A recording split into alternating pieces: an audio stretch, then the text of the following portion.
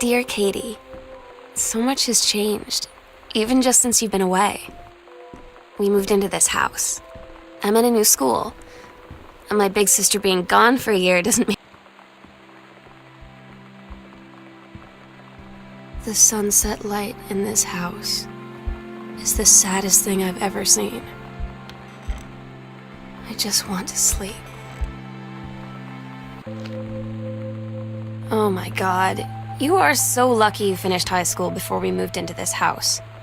So, it's the first day of school, and there I am, introducing myself to the class, and I say that I just moved into the house on Arbor Hill. All of a sudden, every kid in the room turns and just stares like I said.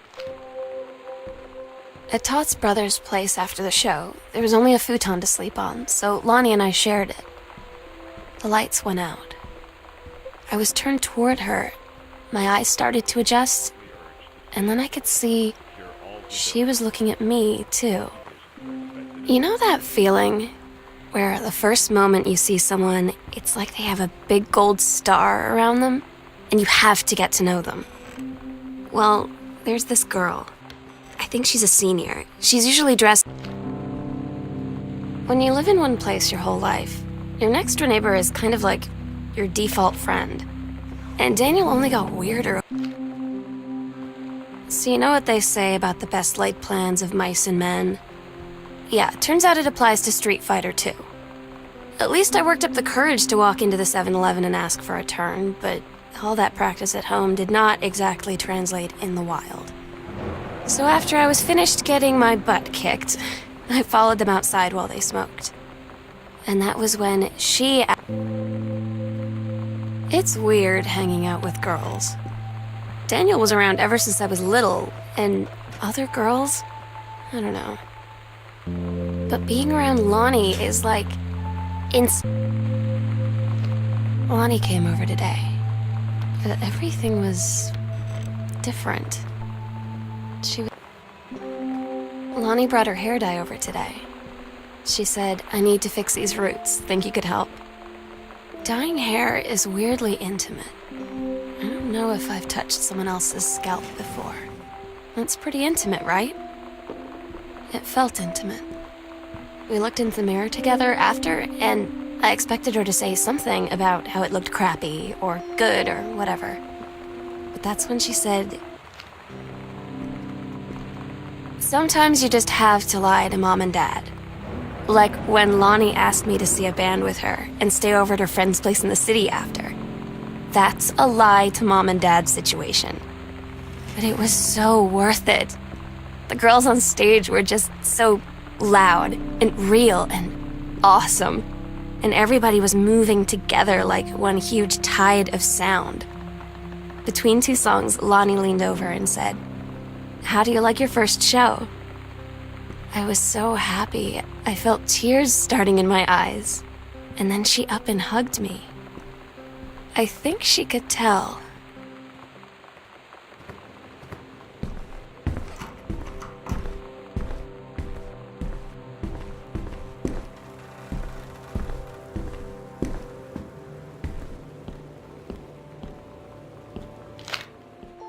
It's different now. I mean, we still hang out all the time like before.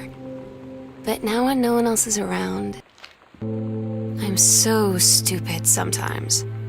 I was telling Lonnie that I got into my college summer. Todd's band lost their singer. Todd said he sucked. Lonnie said he got... They tell you to stick with the group on field trips, Katie. There's a reason for that. Lonnie and I snuck off on the side paths at Multnomah Falls and got a little lost. Okay, a lot lost. Like, for hours. Right before the bus left. I don't get Lonnie sometimes. Like, her band, and our zine, and her hair, and every... Katie, you know how Mom and Dad are. Not exactly super open-minded. I had an interesting talk with Mom and Dad tonight. Daniel finally came over to get his game. I'd been dreading it. But he brought this story with him. I asked Lonnie what she had to do to get ready to ship out for basic training. She said, not a lot, really. You're not allowed to bring anything with you. You have no possessions, no contact with the outside world while you're in basic.